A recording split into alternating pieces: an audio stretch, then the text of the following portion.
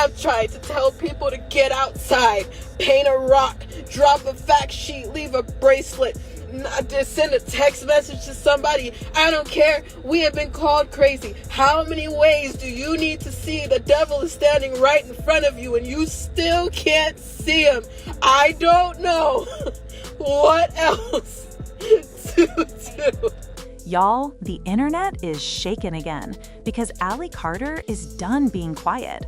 After Diddy's huge courtroom victory, the one that had half the world celebrating and the other half confused, Ally popped back up with the kind of energy that says she's not running anymore. She's not hiding. She's not whispering. She's telling her side with her chest. And what she's revealing about who's been targeting her since the verdict is the kind of thing that makes you look over your shoulder. For months, people thought Ally disappeared because she got scared. Some said she made everything up.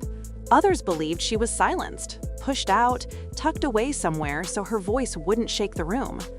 But now that she's resurfacing, the picture she's painting is so dark, so messy, so chaotic, you can't help but wonder if we've all been missing a bigger story. Because according to her, as you guys are saying, I told you, the justice system is rigged. I don't know how many ways people need to say that, see it for themselves, research it, dig on it, and not understand that the justice system is rigged. And we've been saying that since the beginning. We went through court cases. We went through private investigators. This is how we have the insurance and the documents and the things and the receipts that we have, because we have been through this so many times before, where the victim is the one who gets the most hell and the predators walk. The amount of people that you've seen, I want you to stop and think about how many people were enabling this case and how many times I have said the red and the blue side are guilty. If you are distracted right now by something as what an adult did, or you're fighting for an adult, then you weren't in the fight for the kids in the first place. Do you understand what I'm saying to you? she wasn't just ignored during the investigation. She wasn't just pushed out of the trial. She says she was targeted, deliberately, repeatedly, and viciously by people who wanted her gone long before Diddy ever stepped into that courtroom. And now that he walked away with a major win, those same people, she claims they're doubling down. So how did we get here? What led Ally Carter to stand up online again and point her finger directly at the people she believes have been hunting her from the start? And why now, right after the verdict, is she saying the threats, the stalking, the intimidation have gotten worse? Let's go back, because the only way to understand the storm Ally is describing today is to see the path she says she's walked through. Ally Carter didn't just appear out of nowhere one day.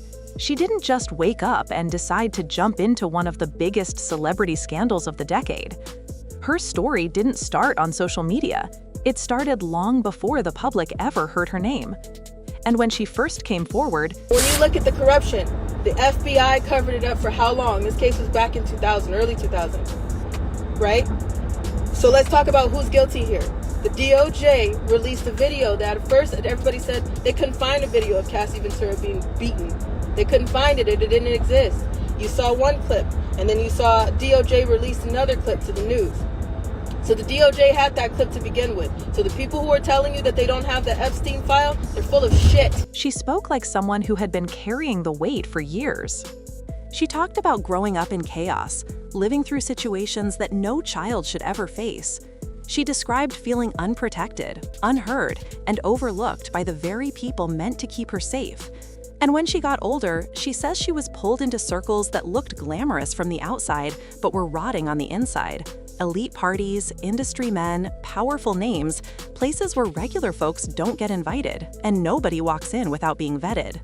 She said she didn't go there because she wanted to. She went because adults around her made choices she never agreed to. To her, those early experiences weren't just trauma. They were the prequel to everything that happened later. So when she eventually stepped forward and connected her story to the allegations against Diddy, it wasn't out of clout or attention. The case was not going anywhere. Whoever tried just got painted a target on it. And whoever lied was exposed. I am grateful for the amount of people that were exposed on this case. You seen that the hotel manager is guilty. You saw the people who cleaned the sex toys were guilty.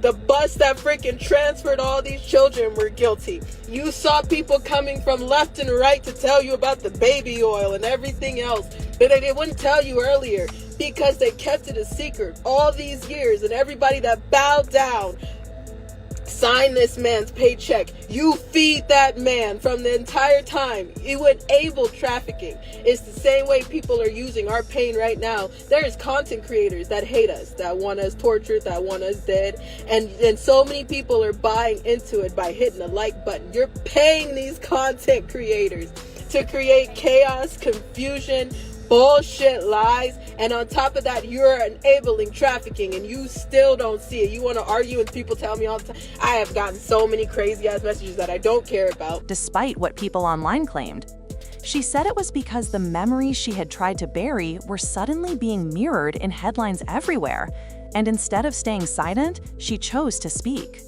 Whether people believed her or not, she spoke with the kind of detail that didn't sound like someone inventing drama.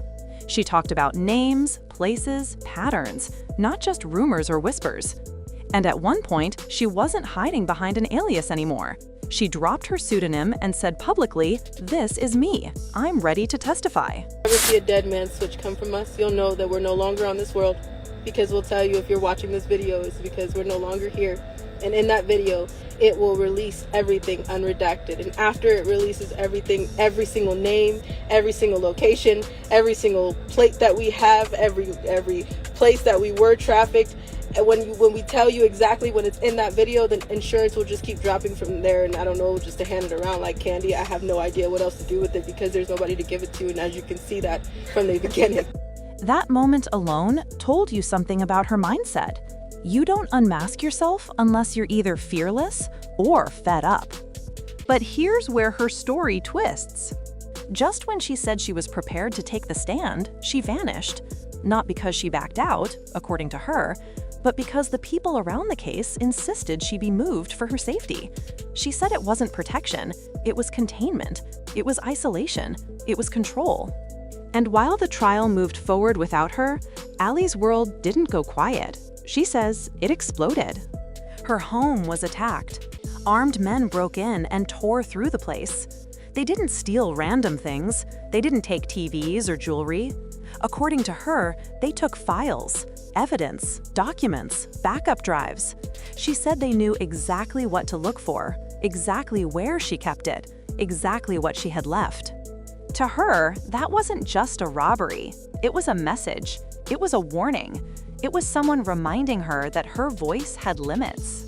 Her family fled. Her home was destroyed. She went off the grid. And even then, she still wasn't left alone. Fast forward to now. Diddy wins big in court. Charges dismissed. Headlines everywhere. Social media lit up like fireworks. People split right down the middle, half screaming justice was served, the other half saying something smelled off. And right on cue, Allie Carter reappears. But she doesn't come back angry, not desperate, not confused. She comes back specific. She starts naming the kinds of people she believes have been after her since day one. Not celebrities, not the feds, not even Diddy himself. She says it's been the ones who work in the shadows, the ones who don't make headlines, the ones who don't want their fingerprints anywhere near public scandals. According to her, the real danger wasn't the celebrity at the center of the case. It was the people around it, the gatekeepers, the enablers, the ones who clean up messes behind the scenes and erase loose ends before the public ever notices. She says these are the people who leaked her address, the ones who hacked into her accounts, the ones who followed her from state to state. She claims there were online creators involved, people who pretended to be activists or investigators, but were secretly feeding information back to the same groups trying to silence her. She said she knew the moment certain pages posted about her, something bad would happen hours later. She even said some of the threats she got weren't just warnings, they were instructions. Stop talking, stop sharing, stop pushing this. She claims she was told directly, "You're not supposed to be part of this case anymore." Think about that. Not, stay safe, not be careful. You're not supposed to be part of this anymore. That sounds less like protection and more like an eviction. But the scariest part of her new claims? She says the people targeting her didn't go quiet after the verdict. They got louder. She said the week after Diddy walked out celebrating the judge's decision, she noticed the same pattern she saw before the break-in. Anonymous calls, strange cars parked outside places she stayed, accounts popping up one day just to disappear the next. She said she could feel the pressure building again, like the same people who wanted her out before were making sure she didn't try to rejoin the conversation now. And here's the twist nobody saw coming. She said she realized something after the verdict. It was never just about her story, never just about the evidence she claimed she had, never just about the allegations. She believes the real threat was her influence, her ability to make people listen, to get public attention, to shift the narrative. Because once the world pays attention to you, you're no longer a small problem.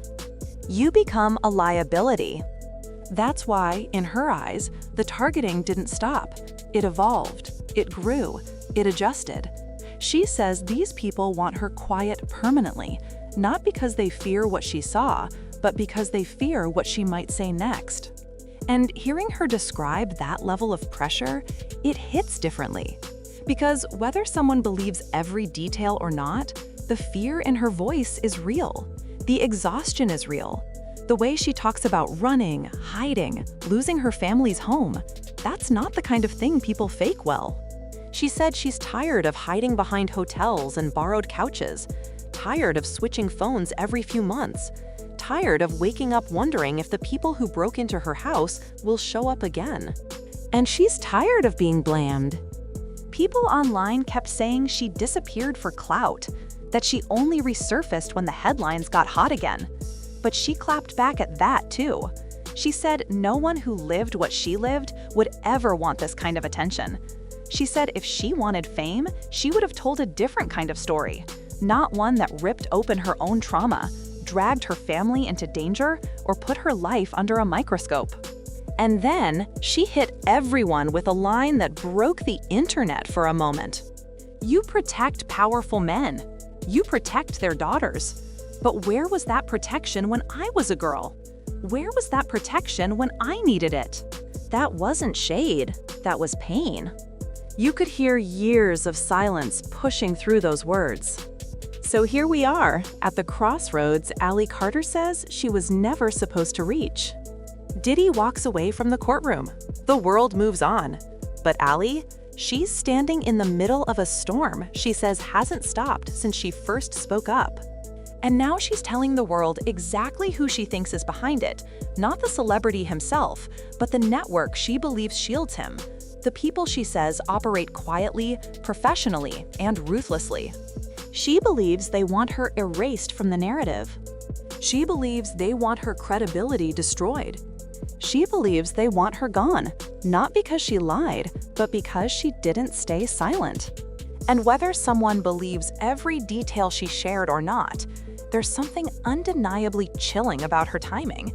Because why would someone resurface now when the world is already moving on? Why come back when the case is cold and the headlines have shifted? Unless she really was running. Unless she really was scared. Unless the threats really never stopped. And now she's finally tired of running. So what happens next?